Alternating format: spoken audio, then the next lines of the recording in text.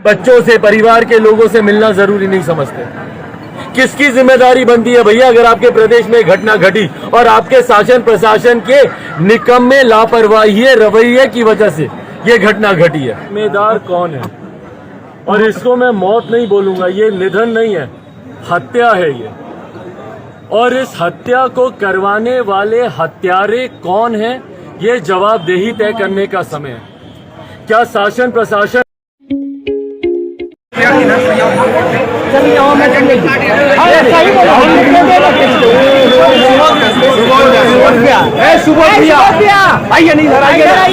कार्यकर्ता कोई है? राजेश भैया, राजेश भैया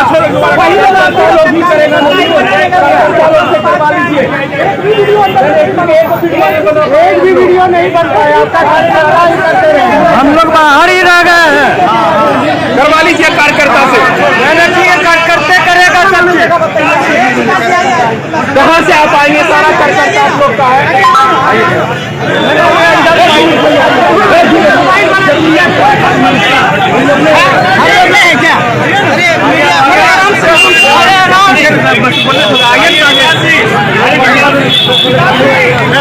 आराम से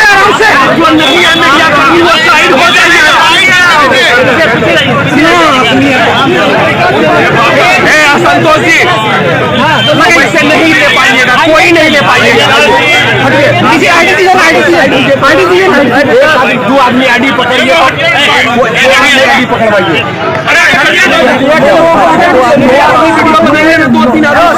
पकड़िए, सही है। अब इतना भी मत पकड़ लीजिए कि आईडी में 2-3 आदमी आईडी आराम से गैदरिंग शांत नीचे की जाओ। 2-3 आदमी वीडियो चलिए। अरे भाई थोड़ा सा नीचे कर साथियों, इससे ज्यादा हृदय विदारक घटना शायद ही कोई और ऐसी घटी होगी जहां पर परिवार के लोगों के सामने उन्हीं के परिवार के सदस्य देखते देखते उनका निधन हो गया। कुछ लोग खा रहे थे, खाने की अवस्था में उनकी बॉडी पूरी तरीके से जल के खत्म हो गई। सोए हुए थे, उनके ऊपर पूरा घर का, मकान का मलबा उनके ऊपर आके गिर गया। सबसे पहले मैं अपनी तरफ से, अपनी पार्टी लोक जनशक्ति पार्टी रामविलास की तरफ से तमाम मृतकों के प्रति श्रद्धांजलि अर्पित करता हूं। भगवान उनकी आत्मा को शांति दे और जितने घायल हैं उनके जल्द स्वस्थ होने की कामना करता हूं। पर साथ ही में मजबूती से ये सवाल भी शासन प्रशासन से पूछता हूं कि इन मौतों का जिम्मेदार कौन है? और इसको मैं मौत नहीं बोलूंगा, ये निधन नहीं है, हत्या है ये। और इस हत्या को करवाने वाले हत्यारे कौन हैं, ये जवाबदेही तय करने का समय है। क्या शासन प्रशासन हत्यारा नहीं है? क्या शासन प्रशासन को इस बात की जानकारी नहीं थी कि एक रिहायशी इतने भीड़ भाड़ वाले इलाके में किस तरीके से आप इस तरीके से अवैध धंधे के कार्य को आप चलने की आपने सहमति दे रखी थी? यहाँ अगल बगल में 2 थाना लगता है, डीएसपी का आवास मुश्किल से 200-300 मीटर की दूरी पर है। और ठीक उसके बीच में पिछले 20, 22, 25 सालों से, भगवान जाने कितने समय से, 20 साल की जानकारी हम लोग को इसीलिए है क्योंकि 2002 में भी एक ऐसी ही घटना संभवतः इसी स्थान पे घटी थी जिसमें 4 लोगों की मृत्यु हुई थी। और उसके बाद भी अगर शासन प्रशासन खामोशी से आंखें मूंद कर बैठी है तो वो अगली बड़ी घटना के घटने का ही इंतजार कर रही थी ना। क्यों शासन प्रशासन ने पहले ही इस बात को दुरुस्त क्यों नहीं किया? क्यों उन्होंने यहाँ पे इस तरीके के कार्य को चलने की उन्होंने अनुमति दी? और अगर उनकी जानकारी में नहीं था तो इससे ज्यादा दुखद और कुछ नहीं हो सकता। जिस शासन प्रशासन को 200-300 मीटर के रेडियस में नहीं पता हो कि क्या अवैध धंधे चल रहे हैं, तो ऐसे अधिकारियों को अपने पद पर रहने का कोई नैतिक अधिकार बनता ही नहीं है। पर अधिकारियों को क्या दोष दें जब प्रदेश के मुखिया, जो प्रदेश का नेतृत्व कर रहे हैं मुख्यमंत्री नीतीश कुमार, उनके प्रदेश के 15 लोग एक हादसे में एकाएक मारे जाते हैं, पर मुख्यमंत्री नीतीश कुमार एक बार आकर इन बच्चों से, परिवार के लोगों से मिलना जरूरी नहीं समझते। किसकी जिम्मेदारी बनती है भैया अगर आपके प्रदेश में घटना घटी और आपके शासन प्रशासन के निकम्मे लापरवाही रवैये की वजह से ये घटना घटी है? उसके बाद आप जरूरी नहीं समझते कि आप आकर आप यहाँ पर मिले, परिवार के लोगों से मिले। छोटे छोटे बच्चे हैं, बच्चियां हैं, कोई स्कूल में पढ़ रहा है, कोई कॉलेज में पढ़ रहा है, उनकी पढ़ाई का क्या? घर में कमाने खिलाने वाला व्यक्ति का तो निधन हो गया, अब बच्चों का पालन पोषण कौन करेगा?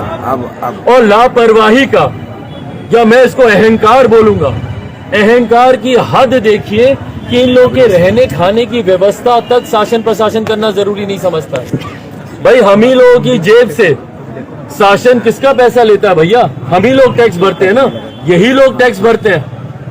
और टैक्स ये इसलिए भरते हैं कि कल को जब ये लोग मुसीबत में हो तो उसके बाद शासन प्रशासन इनको भरने के लिए इनके रिश्तेदार, उनके अड़ोस पड़ोसियों के हाथ छोड़ दे।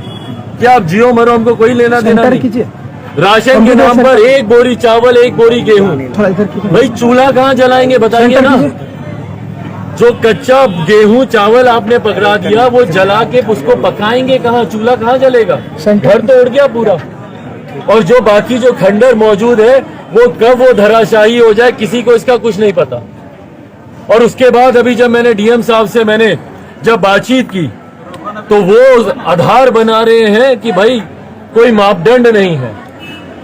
जब ऐसी अगर कोई आपदा आई तो क्या मानवता, इंसानियत अपने में कोई मापदंड नहीं है क्या? इंसानियत का कोई महत्व नहीं है, मानवता का कोई महत्व नहीं है? भाई चिराग पासवान को क्या लेना देना? पर अगर चिराग पासवान अगर यहाँ पर अगर आया है, इन लोगों से मिल रहा है, मेरी पार्टी के तमाम साथी अगर यहाँ पर सहयोग कर रहे हैं, राजेश है यहाँ पर अगर वो लगे हुए हैं, मेरी पार्टी के तमाम पदाधिकारी साथी यहाँ पर लगे हुए हैं, उनको खाना खिलाने की व्यवस्था, उनके रहने की व्यवस्था, ओढ़ने खाने की व्यवस्था, घर में मतलब छोटी छोटी चीजें, भाई कपड़े जल गए उनके, कपड़ों का इंतजाम नहीं है, चादर ओढ़ने पहनने रहने का इंतजाम नहीं है। कम से कम इंसानियत के नाते जिला प्रशासन इतना तो कर सकता है। आप लोगों के माध्यम से मैं मांग करता हूं मुख्यमंत्री नीतीश कुमार जी से कि अगर उनमें थोड़ी सी भी इंसानियत, थोड़ा सा भी जमीर उनके अंदर अगर मौजूद है, बचा हुआ है, जो कि मुझे नहीं लगता कि उनके ऊपर अंदर बचा हुआ है, क्योंकि ऐसी अनेकों मौतें हुई हैं और मुख्यमंत्री नीतीश कुमार जी के कानों पर जू ही नहीं रही। पर अगर थोड़ा सा भी जमीर अगर उनका मौजूद है तो कम से कम पहले तो आए, मिले इन परिवार के लोगों से, और जो बेसिक चीजें हैं, इनका घर जो क्षतिग्रस्त हुआ है उसका निर्माण करवा के दें, मुआवजा दें, ताकि घर परिवार के लोग अपना गुजर बसर कर सकें, बच्चे अपने स्कूल कॉलेज की फीस दे सके। कम से कम 25 लाख रुपए का मुआवजा हर पीड़ित परिवार को दिया जाए। इनका घर जो धराशायी हुआ है उसका निर्माण सरकारी खर्चे से करवाया जाए। और सबसे बेसिक चीज भैया कि जो लोग घायल हैं, ये तो कोई भी करता है, जो घायल है कम से कम उसका इलाज तो सरकार करवा सकती है। उसमें कितना खर्चा आता है? इन लोगों के लिए वो बड़ी रकम है, सरकार के लिए कितनी बड़ी रकम है? वो खर्चा कम से कम सरकारी खर्चे पर उनका इलाज करवा दें, इतना तो सरकार कर सकती है। कल मैं लिखित रूप में भी मुख्यमंत्री नीतीश कुमार जी से, जिला प्रशासन से आग्रह करूंगा कि इंसानियत के नाते भाई हर चीज में नियम कायदे कानून नहीं देखे जाते हैं। कई चीजें हैं जो नियम कायदे कानून से उठकर आपको देखने की जरूरत है। बच्चियां रो रही हैं, जवान लड़कियां हैं यहाँ पर, कल को भगवान ना करे उनके साथ कोई और घटना घट जाए, उनके साथ कुछ और हो जाए तो कौन जिम्मेदारी लेगा? तो कम से कम आवास का निर्माण कराया जाए, मुआवजा दिया जाए, ताकि ये लोग अपना घर चला सके, घर परिवार के लोग चला सके। जितने घायल हैं उनको यहाँ पे कम से कम उनको मुआवजा दिया जाए और दोषियों को चिन्हित किया जाए। भाई आप सोच लेंगे कि एक थाना प्रभारी पर आपने कार्रवाई कर ली तो आपने बहुत बड़ा किले फतेह कर लिया। नहीं, जब तक बड़े अधिकारियों को आप चिन्हित नहीं करेंगे, जिनके संरक्षण में यहाँ पे भाई संभव नहीं है, मैं दावे के साथ कहता हूँ, आप चाहेंगे मैं आपको लिख के दे दूंगा, संभव नहीं है कि बड़े अधिकारियों को पता नहीं हो कि यहाँ पे इस तरीके की कार्रवाई चल रही है। 2002 में जब घटना घटी उससे क्या आपने सीख ली? उसके बाद क्यों नहीं सुनिश्चित किया कि यहाँ पे इस तरीके का कोई धंधा ना चले? इस तरीके का कोई कार्य यहाँ पे नहीं हो, पटाखे बनाने का या जो भी, भैया बम बारूद भगवान जाने क्या चल रहा था। चार्जशीट फाइल करें और उस चार्जशीट में नाम जाना चाहिए उन लापरवाह अधिकारियों का भी जिनके संरक्षण में जो भ्रष्टाचार, जो घूस का पैसा हर महीने यहाँ से लेते होंगे। यहाँ तुम करो, हम देखेंगे, तुम्हारे यहाँ कोई छापा नहीं पड़े। तो ऐसे लोगों पर भी कार्रवाई होनी चाहिए। लिखित रूप में भी मैं मुख्यमंत्री जी से मैं ये आग्रह करूंगा और उम्मीद करता हूं, पर तब तक ये विश्वास दिलाता हूं कि शांति से मैं भी नहीं बैठूंगा इस उम्मीद में कि भैया सरकार कुछ करे। मेरी अपनी सीमाएं हैं, पर अपनी सीमाओं में रहते हुए जितने मेरे यहाँ पे साथी अधिकारी हैं, जितने मेरे पार्टी के पदाधिकारी हैं, जितने मेरे पार्टी के कार्यकर्ता हैं, सबसे मैं आग्रह करूंगा, मृणाल शेखर है, अमर कुशवाहा है, बेबी जी हैं, संगीता जी हैं, राजेश है, सब लोगों से, मेरे जिला अध्यक्ष हैं, सब लोगों से मैं आग्रह करूंगा कि उनसे जितना बन पड़े कंट्रीब्यूट करें और जल्द से जल्द अगर सरकार अगर इसमें ढिलाई देती है, क्योंकि ये कभी भी और बड़ी घटना घट सकती है, तो मरम्मती के कार्य में इन सब से मैं आग्रह करूंगा कि हाथ लगवाएं, कार्य को शुरू करवाएं। खाने पीने का, राशन का जब तक हम लोगों से बंद पड़ रहा है, हम लोग वो जिम्मेदारी पहले भी हम लोग उठा रहे हैं, आगे भी हम लोग उठाएंगे, पर ये नैतिक जिम्मेदारी सरकार की भी है। उनसे भी मैं आग्रह करता हूं कि अपनी जिम्मेदारियों का निर्वहन करें।